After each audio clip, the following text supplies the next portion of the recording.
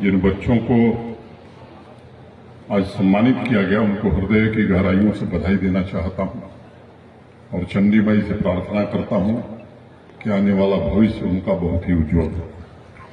मुझे प्रसन्नता है कि यहाँ अनेक प्रबुद्ध नागरिक, विचारक और युवा पीढ़ी के हमारे साथी हैं। विकसित भारत के निर्माण में राष्ट्रीय शिक्षा नीति का योगदान, इस विषय पर एक परिचर्चा का आयोजन इस संस्थान ने किया है। संस्थान बनने के पूर्व से स्वर्गीय रामजी तिवारी जी, विलाजी तिवारी जी हमको लगता है बहुत वृद्ध हो गए। मेरा 40 वर्षों का 35 वर्षों का रिश्ता रहा है इन लोगों से। सितंबर 2020 में राष्ट्रीय शिक्षा नीति को इम्प्लीमेंट करने की जो प्रक्रिया शुरू हुई थी, तो उस समय जो बड़ा मुद्दा था कि आखिर लंबे समय के बाद देश को क्या जरूरत आ गई कि सिलेबस और क्लासरूम की जंजीरों से मुक्त करके विद्यार्थियों को जीवन पर्यंत लर्निंग और क्रिएटिविटी का मुक्त अवकाश प्रदान किया जाए। मैं समझता हूं पिछले 3-3.5 वर्षों में जिन महाविद्यालयों ने, जिन विश्वविद्यालयों ने इस नीति की अनुशंसा को योजनाबद्ध तरीके से लागू किया है, वहां न सिर्फ एकेडमिक परफॉर्मेंस में सुधार आया है, नौजवानों के वोकेशनल ट्रेनिंग तथा वर्तमान विश्व के लिए आवश्यक स्किल्स को लेकर के भी एक नई जागरूकता आई और उसकी झलक भी हम सबने यहाँ गोपीनाथ स्नातकोत्तर महाविद्यालय में देखी है, जिसकी चर्चा प्रोफेसर आलोक राय जी कर रहे हैं। और इसलिए मैं एक बात जरूर कहना चाहूंगा कि राष्ट्रीय शिक्षा नीति विकसित भारत की गारंटी को पूरा करने की सबसे बड़ी गारंटी है।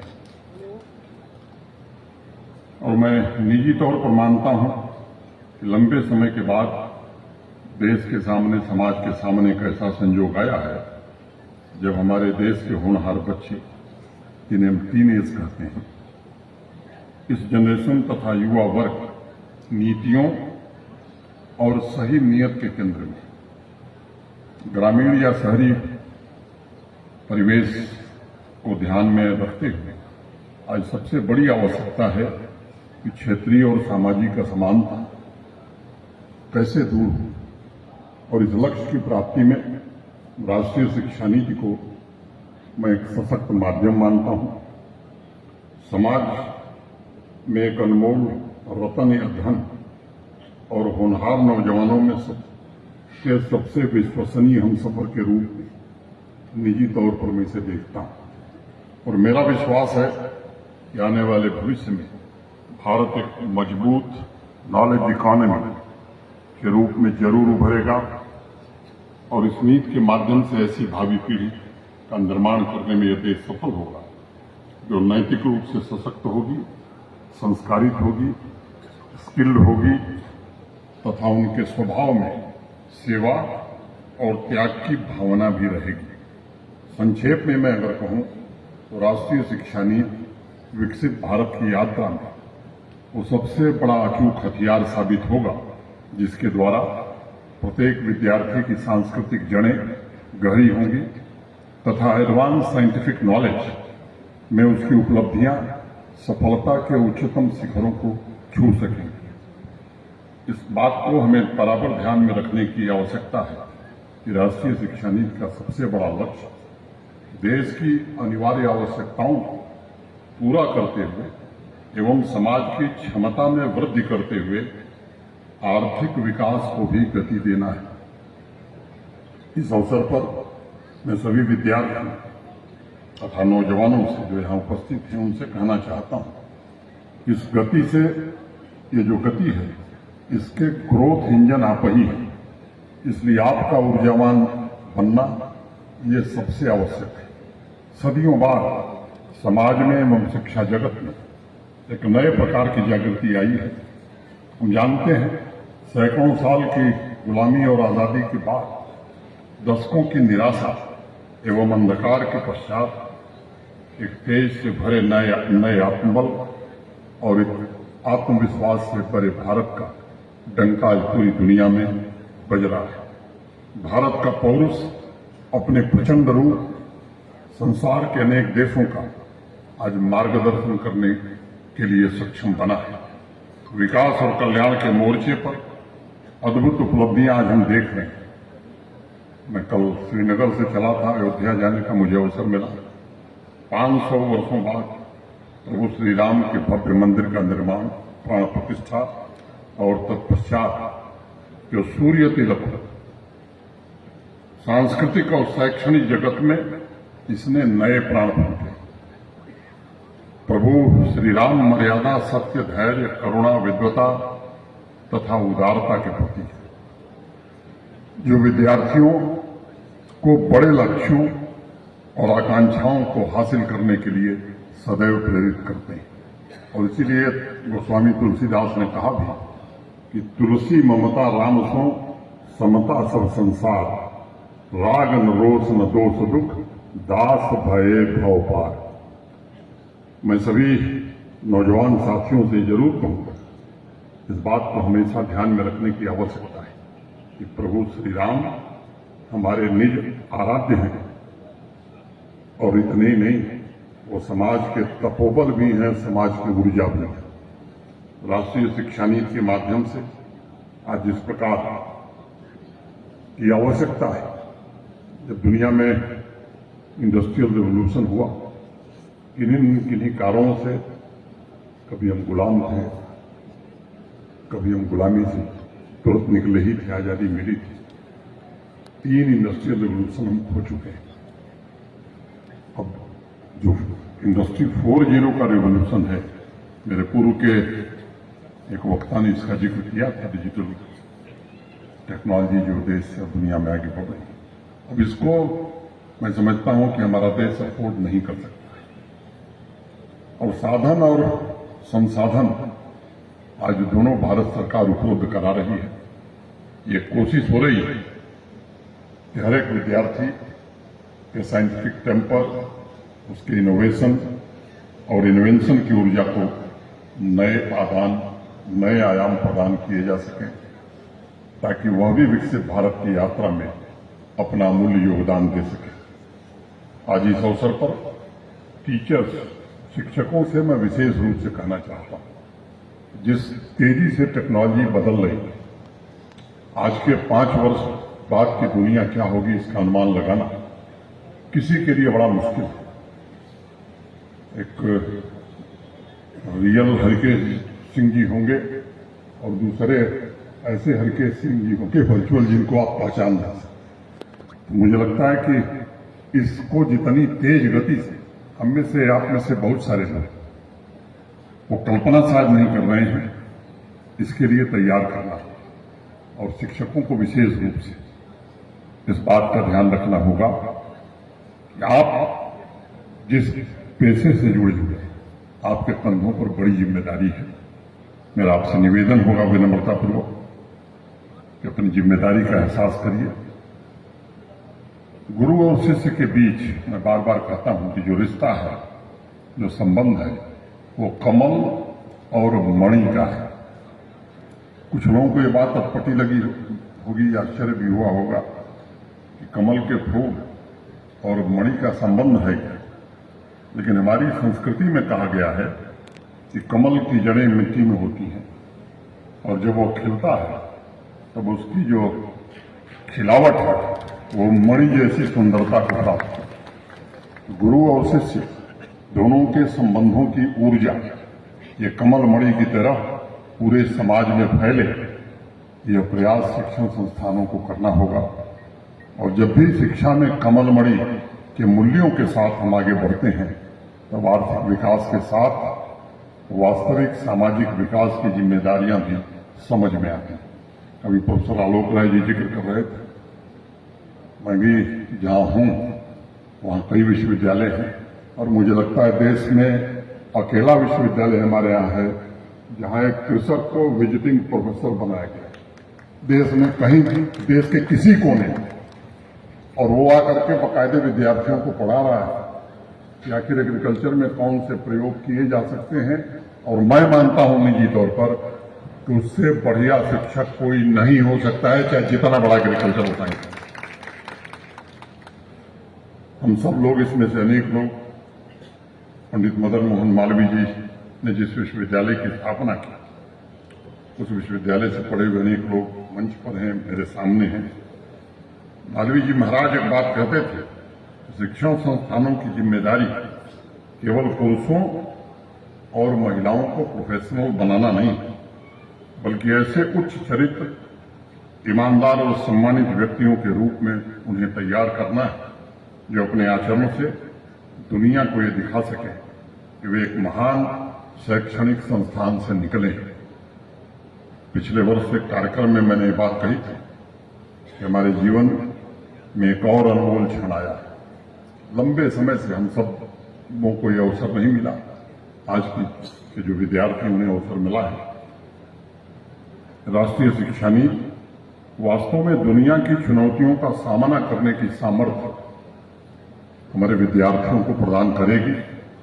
राष्ट्रीय शिक्षा नीति ने संगठित ज्ञान के साथ साथ राष्ट्र की आत्मनिर्भरता के लिए भी अनेक रास्ते सुझाने का काम किया है, आगे और भी करेगी।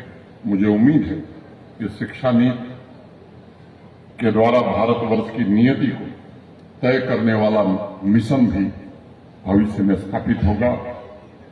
आज देवली की इस पुण्य भूमि पर एक और महत्वपूर्ण विषय की चर्चा में करना आवश्यक समझता हूं। आप सब जानते हैं, राष्ट्रीय शिक्षा नीति के द्वारा पूरे देश के शिक्षण संस्थानों के सामने एक लक्ष्य रखा गया है कि हमारा जो मानव संसाधन है वह विश्व स्तरीय हो, तो साथ साथ नैतिक मूल्यों से जुड़ा हो। राष्ट्रीय शिक्षा नीति जिन मूल्यों की बात करती है, उसका सीधा मतलब है कि हर एक विद्यार्थी को अपनी गरिमा और गौरव बराबर, उसकी गरिमा और गौरव उसका बना रहे, और हर विद्यार्थी को ये बराबर ध्यान रहे कि वो अद्वितीय है, वो बेजोड़ है। हमें ये ध्यान रखना होगा कि हमारी जो शिक्षा है वह सिर्फ बाहरी जगत तक नहीं, बल्कि मन की पूर्णता को भी कैसे छू सके, ताकि हर नौजवान सिर्फ प्रतिस्पर्धा या किसी रेस, किसी दौड़ का हिस्सा न बने, बल्कि उसको एक अवसर ऐसा दिया जाए जहां सफलता का मतलब केवल नंबर पाना नहीं, बल्कि अच्छे व्यक्तित्व का संपूर्ण विकास माना जाए। और मैं समझता हूं कि वह प्रभु श्री राम के बताए हुए आदर्शों पर चल सके, ये आवश्यक मैं समझता हूं। आज मैं सैदपुर के गांव में गया था, विक्रमपुर गांव है, तो हम लोगों के पुराने वरिष्ठ हैं राजनाथ सिंह जी, वकील पेशे से रहे हैं। उनका एक ग्रैंडसन इसलिए आत्महत्या कर लिया कि जेईई की प्रवेश परीक्षा में पिछले बार उसका भाई नीट में बहुत अच्छा नंबर ले आया था, उसका पेपर खराब हो गया, इसलिए आत्महत्या कर लिया। ये जो रेस है, ये शिक्षण संस्थानों की जिम्मेदारी है कि बच्चों को कैसे इस दौड़ से हम बाहर निकाल सकें। मैं समझता हूं कि गाजीपुर के सभी शिक्षण संस्थाओं के लिए ये चिंतन का उचित समय है। हमें निरंतर इस पहलू का मूल्यांकन करना होगा कि स्कूलों में तथा उच्च शिक्षण संस्थानों में हम जो मानव संसाधन तैयार कर रहे हैं, क्या वह जो लक्ष्य देश ने तय किया है कि 2047 तक हम विकसित भारत बनाना चाहते हैं, उसके लक्ष्यों के अनुरूप हम अपने दायित्व का निर्वहन कर रहे हैं या नहीं कर रहे हैं। क्या ग्लोबल इंडस्ट्री की जरूरत पूरा करने के लिए कुछ नौजवान हम अपने शिक्षण संस्थान से निकाल पा रहे हैं या नहीं निकाल पा रहे हैं? इस मूल्यांकन के द्वारा हम सुनिश्चित कर पाएंगे कि हमारी शिक्षा व्यवस्था भारत की जरूरत, दुनिया की इंडस्ट्री के डिमांड के बीच जो रिक्तियां हैं, जो गैप है, उसे हम कैसे भर सकें। हमारे लिए एक और सौभाग्य की बात है कि आज भारत ग्लोबल डिजिटल ट्रांसफॉर्मेशन का नेतृत्व कर रहा है। ग्रामीण और शहरी क्षेत्रों में इस डिजिटल ट्रांसफॉर्मेशन की वजह से इनोवेशन, टेक्नोलॉजी डेवलपमेंट तथा इंटरपर्सनल स्किल, जिसको एक नई ऊर्जा मिलेगी। अब ठेले पर जो चाउमीन बेच रहा है वो भी कह रहा है कि सब गूगल से पेमेंट कर दीजिए। यहां तक टेक्नोलॉजी पहुंच गई, जिससे सामाजिक आर्थिक विकास को बरकरार रखा जा सकता है और विकसित भारत के आधार को और भी सशक्त बनाया जा सकता है। मैं अभी लखनऊ विश्वविद्यालय के कुलपति जी से बात कर रहा हूं। रामानुजम का नाम आप में से अनेक लोगों ने सुना है, भारत के सबसे बड़े गणितज्ञ हुए। आप में से कुछ साथियों को पता होगा, जानते हैं उनकी स्कूली शिक्षा केवल इंटरमीडिएट तक वो पढ़े थे। ऑक्सफोर्ड ने उन्हें बाकायदे as a PhD student register किया और उन्हें पीएचडी की उपाधि। आज यहाँ कई कुलपति हैं, पूर्व कुलपति हैं, उनको कहा जाए कि बीएससी में एडमिशन दे दीजिए तो कोई नहीं दे पाएगा। अभी जो आधार तैयार हुआ है उस लंबी दूरी को भी भारत को तय करना, हमारे देश को तय करना है। और मैं बहुत स्पष्ट हूं कि शिक्षा में राजनेताओं का दखल ये शिक्षा की बर्बादी का सबसे बड़ा कारण है। जिनको शिक्षा से दूर दूर तक वास्ता नहीं है, वही कुलपतियों को और शिक्षकों को ज्ञान की बात बताता है। मुझे लगता है कि जिसका जो काम है उसको ठीक से करे, देश आगे बढ़ेगा।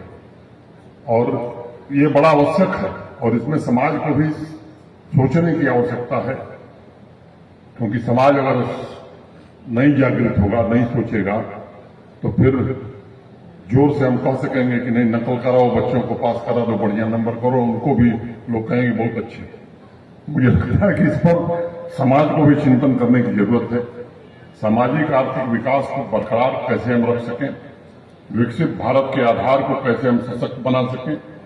तो मैं बराबर एक बात कहता हूं कि आने वाले समय में इनोवेशन के माध्यम से ज्ञान को धन में कैसे परिवर्तित किया जाए, ये एक बड़ी चुनौती देश के सामने है। मैंने पहले एक कहानी सुनी थी, प्रसिद्ध वैज्ञानिक मेघनाथ साहा का नाम आप में से अनेक लोगों ने सुना होगा। उनके जीवन की एक छोटी सी घटना है। वो अक्सर जिस क्लास में पढ़ाते थे तो 4-5 दिन एक जैसे ही सवाल पूछते थे। एक विद्यार्थी था, उसे रहा नहीं गया, तो उसने कहा कि साहब ये एक ही सवाल आप रोज क्यों पूछते हैं, इसका औचित्य क्या है। इस पर मेघनाथ साहब का जो जवाब था, उन्होंने कहा कि सवाल तो वही है, लेकिन इसका कल जो जवाब था वो जवाब आज बदल गया है। इसे हमें ध्यान में रखने की आवश्यकता है। आज के वर्तमान संसार का मैं समझता हूं कि मूल मंत्र यही है। आपको पुरानी समस्याओं के समाधान के साथ नई चुनौतियों की भी तैयारी अभी से करनी होगी। और मैं मानता हूं कि हर साल हमें अप स्किलिंग, जिसकी चर्चा मेरे पूर्व के वक्ताओं ने की, उसकी आवश्यकता पड़ेगी, जिसके लिए शैक्षणिक संस्थानों को व्यवहारिक वातावरण के बीच गहरे तालमेल बनाने होंगे, ताकि विकसित भारत की यात्रा में आने वाली चुनौतियों को आसानी से निपटा जा सके। मैं सभी टीचर से भी निवेदन करूंगा कि आपकी जिम्मेदारी बढ़ती जा रही है। आपको शैक्षणिक संस्थानों में विकसित भारत के इंजन तैयार करने हैं, यह मान करके आपको क्लासरूम में जाना है, केवल कुछ पढ़ाना है इसलिए आप क्लासरूम में मत जाइए। पढ़ाई सिर्फ कोर्स के आधार पर हो, अब ऐसा जरूरी नहीं है, बल्कि इंडस्ट्री, वर्तमान परिवेश, भविष्य के चुनौतियों को ध्यान में रखते हुए बच्चों को हम तैयार करें, ये सबसे बड़ा योगदान होगा। मैं विश्वास से बात कह सकता हूं कि भारत को ज्ञान और उद्योग की शक्ति बनाने के कई मोर्चों पर समन्वित कार्रवाई हुई है। इसे और आगे बढ़ाने की